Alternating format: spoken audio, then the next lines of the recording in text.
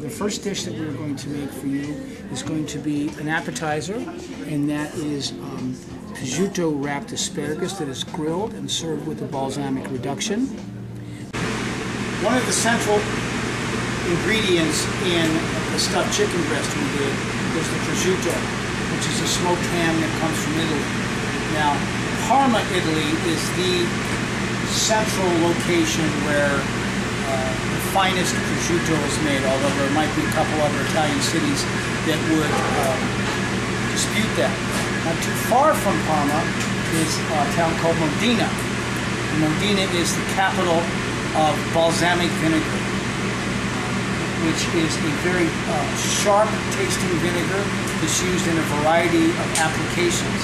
In this particular application, we are going to take the prosciutto and wrap it around a very California item, which is asparagus. We're going to actually blanch the asparagus, okay, we're going to blanch it in steam. You can also do it in a boiling water. You can put a little salt in that. Okay. We're going to wrap it with prosciutto, grill it, and then we're going to make a balsamic reduction, which is going to thicken the balsamic vinegar and bring the sugars out to add a little sweetness with the tartness. And when you finish the thickening of the balsamic vinegar, you can see from the squeeze how syrupy it becomes. If you can catch that on the film. Oh yeah. It becomes very viscous. Whereas if you just took the balsamic vinegar, it is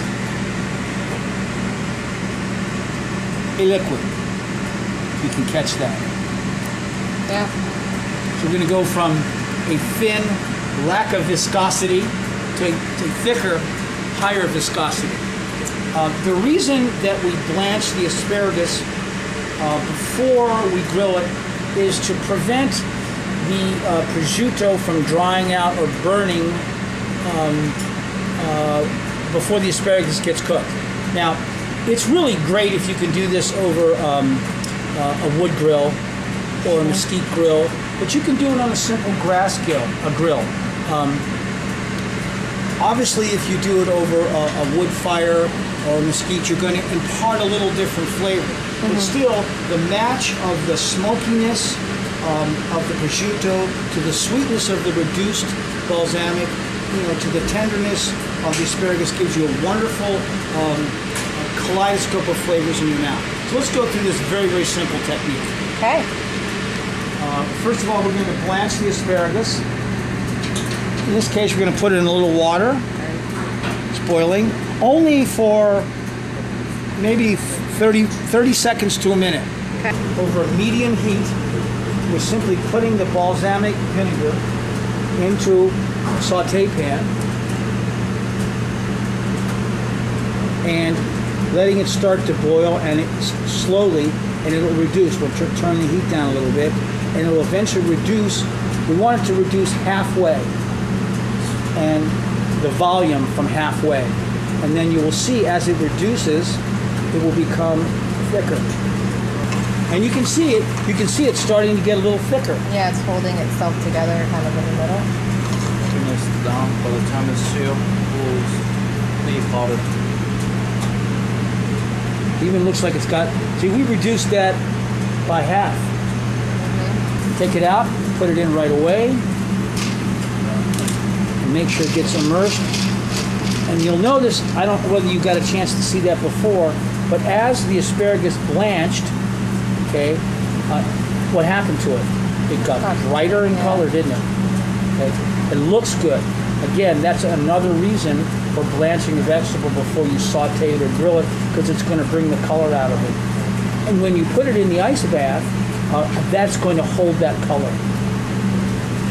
Conversely, if you've been to a buffet where you've seen green beans that have been on the buffet for what, 15 minutes, and what are they? They're limp and they're yellow. They turn bad. You've seen asparagus that way. You've seen even carrots, which hold up very well, can go south on you. Broccoli will turn yellow in a heartbeat. Cauliflower will mush up. So whenever we cater and we do buffets, one of my favorite vegetables to do is blanched asparagus served chilled.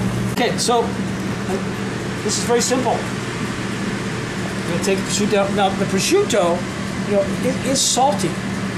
So you don't need to put any salt or anything else on the asparagus, because the salt from the prosciutto, along with the bittersweet, if you will, the sweet of the reduced balsamic vinegar will give this a wonderful flavor.